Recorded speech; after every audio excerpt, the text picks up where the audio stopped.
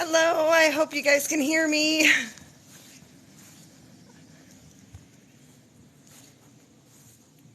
Hello, Theo. Everybody else that's jumped in so far. Hello. Hello, everybody.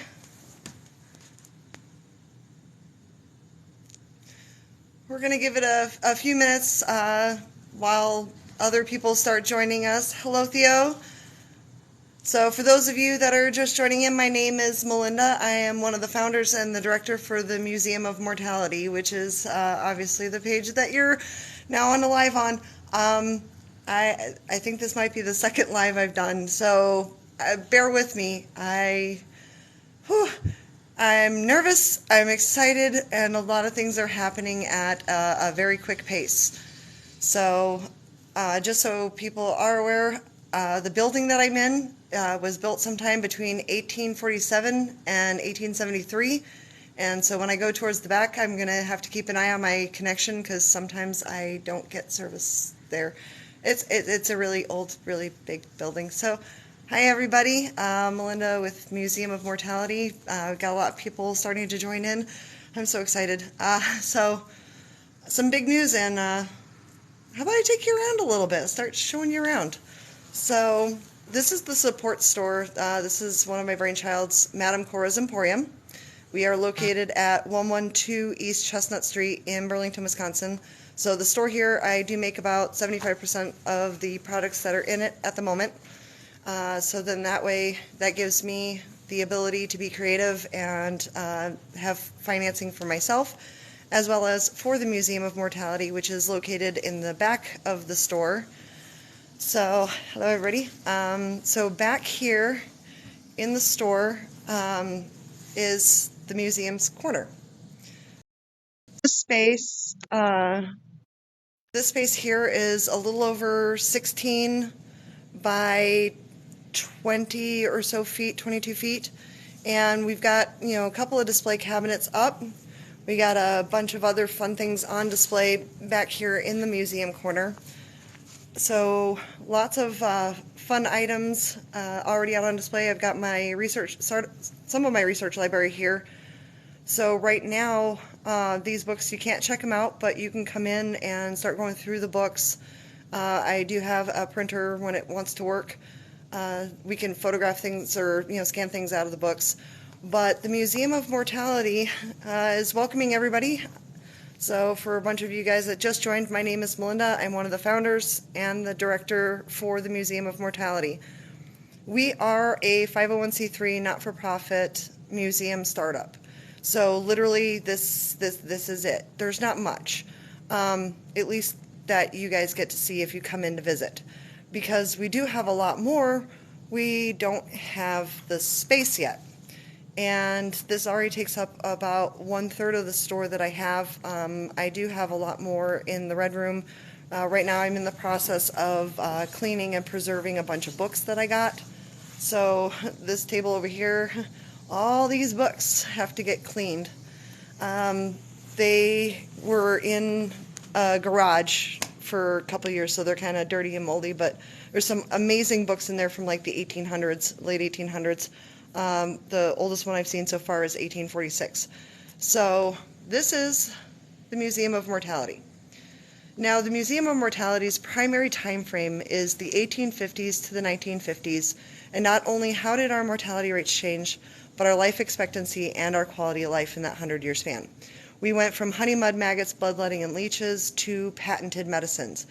You were lucky if you survived being born, and then every year after that, your life expectancy would go down due to everything from getting a splinter under your skin to getting shot, stabbed, childbirth.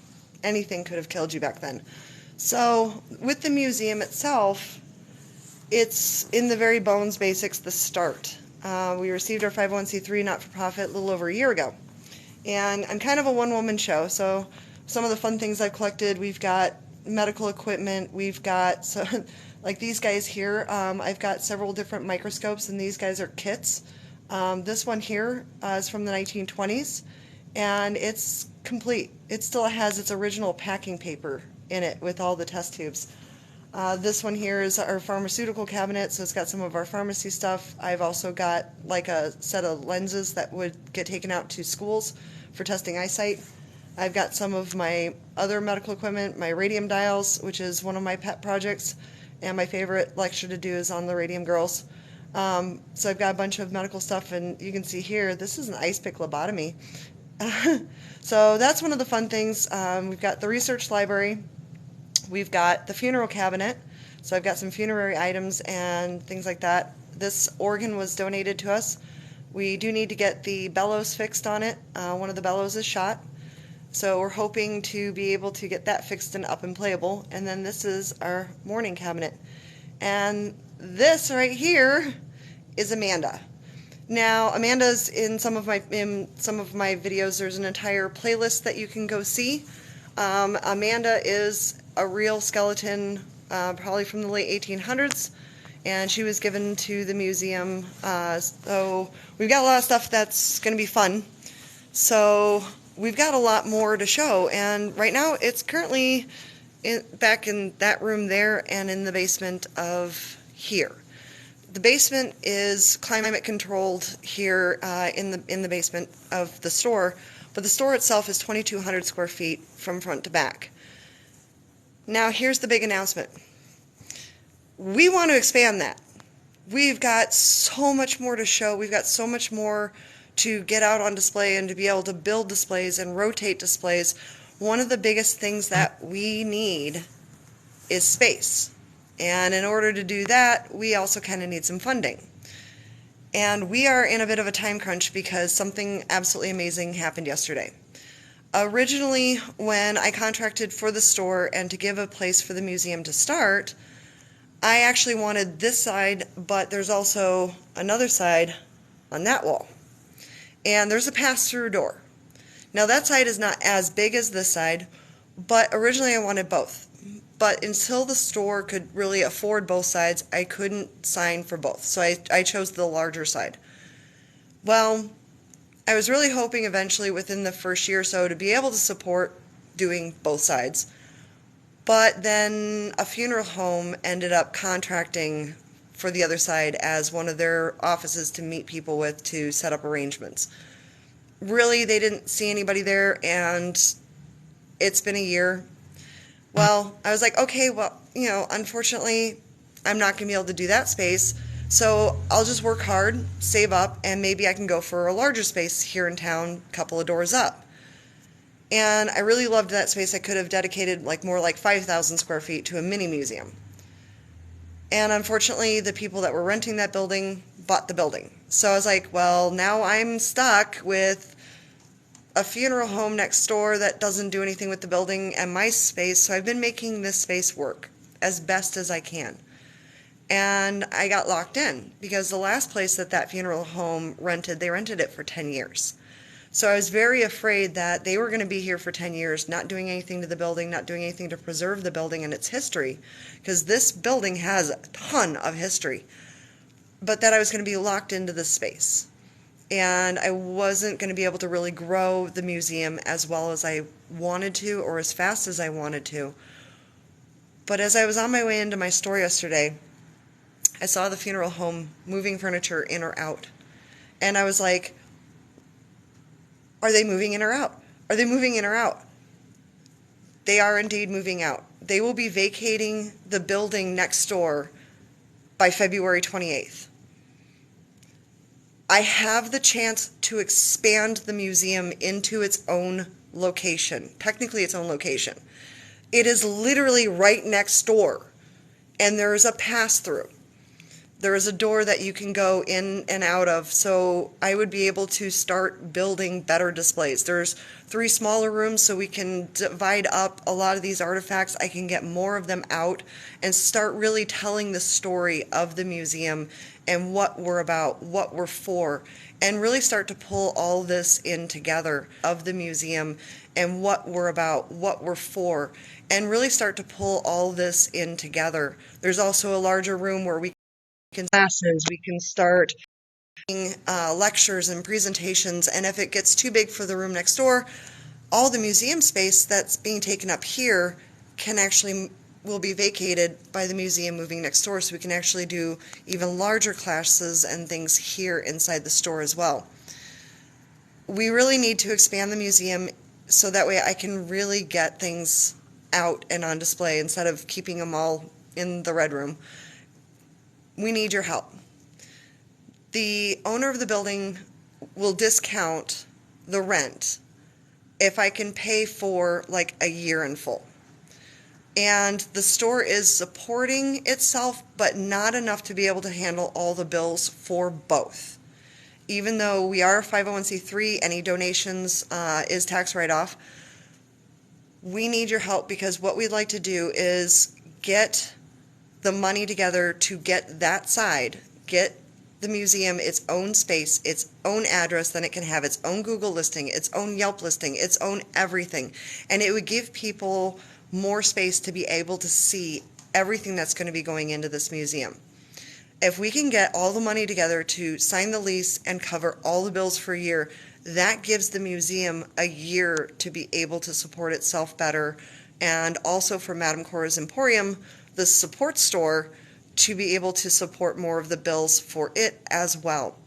So the goal right now is $20,000, and that would cover all the bills for the year for next door, but it would also give us, take care of the fees and things like that for GoFundMe. It would be able to give us the space. Anything over $20,000 we could put into better displays, better cabinets, better lighting, things, more programs that we can start doing and bringing in. So the thing is, we're on a time crunch. They vacate February 28th. And I would like to lock in the building next door before it goes up online, before it gets listed anywhere for somebody else to contract it, because space downtown here is extremely limited. And I would be very afraid if somebody rented that space that was like another funeral home where they're not going to do anything with the building, and it is the cornerstone of this street. Now, as far as our location goes, this is what's amazing. That right there is the main road through town. The building is right on the corner. It has a beautiful turret. I'll be posting pictures and stuff. It's got a beautiful cornice piece. It's got 75 foot of frontage that I can put banners up, signs up. It's right on the corner, so everyone driving through town would be able to see it. It would help draw more business to downtown. Having a destination for the museum for people to come to see it is going to bring more people to downtown and to the museum. So I'm really hoping and praying that we can totally smash that goal and get us into our own location, semi-separated from Madame Cora's Emporium, where it can have its own Google listing, its own map listing, and where we can really expand and be able to show you a lot more of what we already have. At this point in time, the goal is $20,000. I'm hoping to smash that within the next 2 weeks. Then I have the money to contract, get everything set up, and start moving the museum over. So I'm praying and I'm hoping that you guys can share the ever-living daylights out of it. The GoFundMe is live, and it is on museumofmortality.org. It does redirect to a Weebly site because I am putting money together to get its own web hosting. Right now it's a free site, but we do have it live. So we are on Facebook, TikTok, Instagram, YouTube. I'm going to be posting this video there. If you can share the profile, if you can share posts, if you can heart, help us get the word out there, because the Museum of Mortality has a foothold. We're not just about death. We're actually more about life and how we've gotten to where we are today from history. And there's so much that this is not just a niche market. You've got the Museum of Death. You've got the funerary museums. You've got my friend Todd De La Rosa has, the Anatomy of Death Museum. There are so many amazing museums out there, like the Lancaster Medical Heritage Museum, one of my favorites, and the International Museum of Science, Surgical Science in Chicago. They are amazing with what they have and what they do. We're going to be covering and tying together all of these different aspects, from the funeral industry to the medical advances, science advances, you name it. We're going to be covering it all, because we're coming at it from the aspect of, we're not just talking about death. We're talking about life and how we are able to live the way that we are today. So if you can toss us $1, if you can toss us $10, $20, whatever you can to our GoFundMe, help us crush this goal. We've got like 2 weeks to do this, so then that way we actually have the money in the bank to be able to sign the contracts and pay for all the bills for a year in full up front, to make sure that we can actually get this to grow. And that'll help not only put this town a little bit more on the map, it'll give a good anchor for the store and the support store. So if you aren't following already, Madame Cora's Emporium is also here on TikTok, and I have a chance to do this, and I really need your help. So if we can smash that goal in the next 2 weeks, anything over that goal is going to help us do better displays and get more pictures and things up on walls, be able to do more with the space that we're going to be getting. Hi Lex, hi Ovar. So if you can share, if you can like, gifts, whatever, give us some help. But the GoFundMe is now live. I'm going to be posting it to Facebook here shortly. The link will be updated in the Linktree bio here on the museum page on TikTok in just a few minutes, as soon as I'm done going off live. So thank you guys. But yeah, here's the store, and I'm hoping that you guys will enjoy. I mean, a little bit of everything for everybody, and yeah, most of it's kind of creepy because I'm weird. Don't let the pink hair fool you. Okay? But that's the museum start. And if we can move into that other building, literally right next door, because over here is the kitchen space. That's the door. That's the conjining door.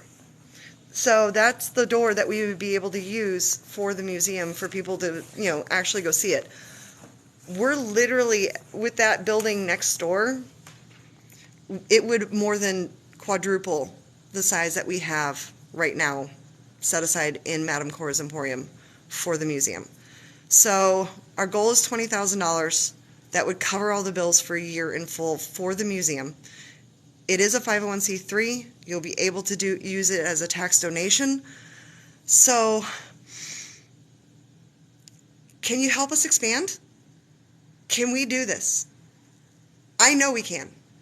So I look forward to seeing your guys' feedback. I'm going to start dedicating one morning a week because I am a one-woman wrecking crew. So not only do I make the stuff, I tag the stuff, I bag the stuff, I put it out, I list it online.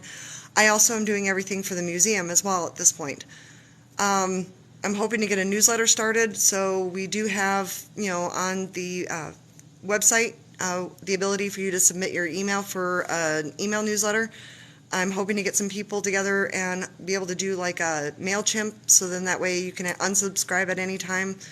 So I'm hoping to be able to get that up and going and get email addresses uploaded into, so then that way you can unsubscribe at any time. So I'm hoping to be able to get that up and going and get email addresses uploaded into that, start getting a newsletter going. But we'll also be able to start doing smaller lectures. We'll start doing classes. I'm really hoping that within the next year we can bring in people to do some amazing things like teach how to do Victorian hair art. Wouldn't that be amazing? Karen Bachman, she's taught at the Mutter Museum in Pennsylvania. So she already said that she would come out and visit, just not in January, February, because right now it is less than 1 degree outside. So I'm really hoping you can drop off monetary donations in store. You can also send through PayPal. We do have a PayPal, museumofmortality@gmail.org for PayPal. We've got the GoFundMe, but like I said, we're aiming for $20,000, and if we can crush that goal in 2 weeks, we will be able to lock down that other building right next door and be able to start the expansion. Also, you guys might not be seeing much of me from February 10th through for about a week. And that's because I'm going to be having minor surgery, but I might be down for like a week. So I'm going to do some videos ahead of time so I can post in the meantime while I'm recovering.